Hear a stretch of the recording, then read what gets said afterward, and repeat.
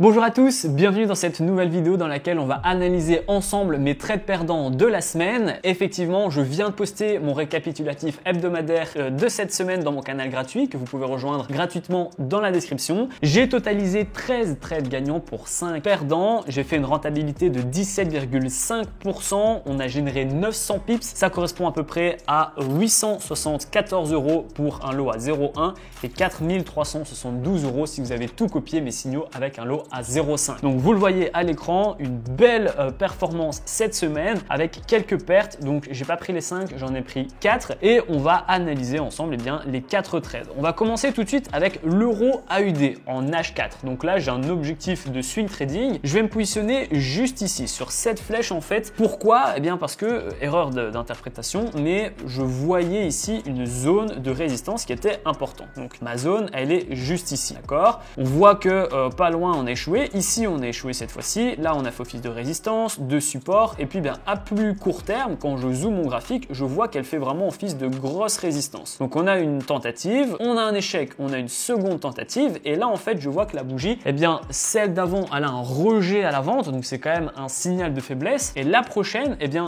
elle casse mais ne clôture pas au-dessus de la zone de résistance, elle vient juste clôturer en dessous de la zone de résistance. C'est donc bien souvent un signe baissier parce que la bougie précédente a montré beaucoup d'ombres haussières, donc ça veut dire qu'on a bien un gros niveau de vendeurs. Les vendeurs ont ravalé le travail des acheteurs pour clôturer en dessous de la résistance, et la bougie d'après, on parvient toujours pas à casser par le haut cette zone de résistance. Donc je décide de mettre une vente en me disant bien qu'on avait en fait une grosse impulsion baissière et qu'on va en fait avoir une tentative de percer par le haut, un échec et donc une deuxième jambe baissière, une sorte de pullback si vous voulez. C'est donc pour ça que j'avais placé un T-profit ici sur la base donc de mon impulsion de ma tendance haussière même assez court-termiste, et j'avais mis un stop loss juste au-dessus pour me laisser quand même de la marge sur les ombres, sachant que j'avais une zone également qui était ici, résistance, support, support, support. Donc bien je me donnais la possibilité au prix de repartir encore une fois à la baisse sans qu'on touche mon stop loss. Au final c'est juste une mauvaise analyse parce que on voit qu'on a touché mon stop loss ici. On est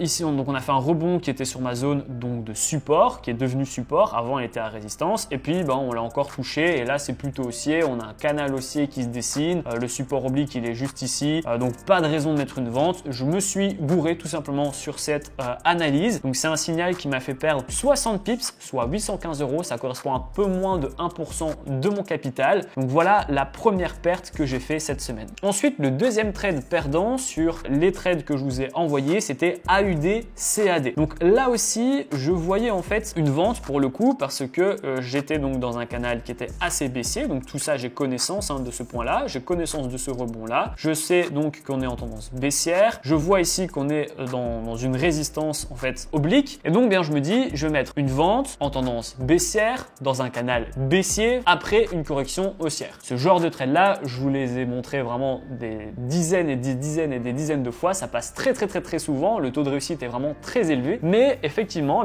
parfois ça ne fonctionne pas comme dans ce cas là. Mon taux de probabilité était vraiment très élevé, mais on est venu toucher mon stop loss. Donc là en fait qu'est-ce qui s'est passé? On a eu une tentative donc de percer par le haut du canal baissier, on a eu un échec, la bougie est repartie à la baisse, sauf que on a eu une nouvelle tentative et cette fois-ci on a cassé. Donc on a eu un pullback et on a été chercher relativement haut, on a touché mon stop loss. Alors on l'a touché à l'ombre, maintenant c'est le jeu, sachant qu'ici j'avais une autre zone de résistance, c'est vrai que j'aurais pu mettre le stop loss un peu plus éloigné. Maintenant étant donné que j'avais beaucoup de taux de probabilité, que j'étais vraiment assez haut dans la tendance baissière, j'étais sur le haut du canal baissier, donc bon c'est vrai que ce genre de trade là je l'ai mis vraiment beaucoup de fois, ça passe très souvent, donc j'ai l'habitude de mettre mes stop loss comme ça, et là je me suis fait éjecter à 60 pips, donc j'ai perdu 1016 €, ça correspond à 1% de mon capital encore une fois, et là on voit du coup qu'on a eu un échec de percer par le haut de la résistance, et donc on a eu un repli technique, sauf que en fait la résistance oblique est devenue support oblique, donc on a eu un rebond, et là en fait ce qui s'est passé c'est qu'on a eu un échec sur une zone de résistance, donc là c'était une grosse zone de support, tout ici une zone de résistance, là aussi zone de résistance, donc les prix ils ont échoué et donc ils sont repartis à la baisse. Et là encore une fois c'est un peu le même scénario, ici la résistance oblique devient support oblique, donc on a des rebonds et là on a fini par le casser par le bas, le support oblique, du coup on a réintégré le canal baissier, donc là ça pourrait à nouveau être intéressant de placer des ventes par exemple dans un canal baissier, en tendance baissière, après une correction haussière par exemple. Donc vous le voyez, ça marche pas à tous les coups, même si là le taux de probabilité est très élevée, eh bien c'est jamais du 100%.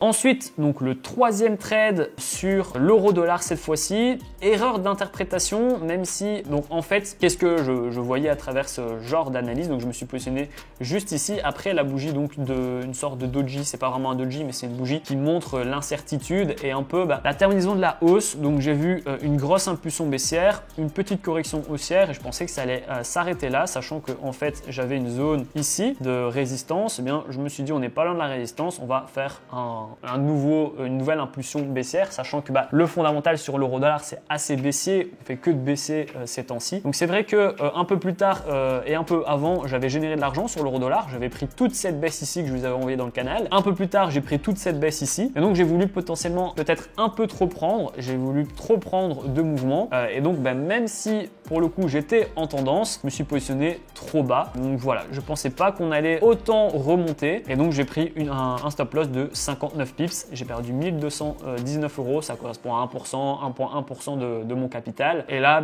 j'ai été même jamais en positif, donc là c'était aussi une erreur d'analyse tout simplement. On voit que effectivement j'aurais dû au moins attendre qu'on touche cette zone de résistance. Au final c'est vrai que j'aurais pu très probablement mettre une vente ici, c'est vrai que ça aurait été mon genre de placer une vente ici parce qu'on voyait qu'on a tenté mais qu'on a clôturé en dessous de la zone de résistance, donc je me serais fait quand même sortir à mon avis, à moins que j'aurais mis un stop loss plus haut vu que j'étais positionné plus haut, mais ça m'aurait étonné. Et donc voilà, c'était juste un mouvement haussier qui était assez puissant parce que les plus hauts étaient quand même un peu plus bas que le point haut précédent, mais c'était quand même du kiff-kiff. Donc voilà, je me suis simplement trompé sur ce trade sur l'euro dollar. Là aussi c'était de l'excès de confiance, comme je vous avais dit, étant donné que j'ai pris de l'argent ici et ici, voilà, on est dans l'euphorie. Ensuite donc le dernier trade ici sur l'USD GPI, donc vous le voyez aussi, l'USD GPI, je me positionne un peu moins sur les GPI en ce moment avec le fondamental. Donc on voit ici que ça c'est ma perte, donc de 73 pips.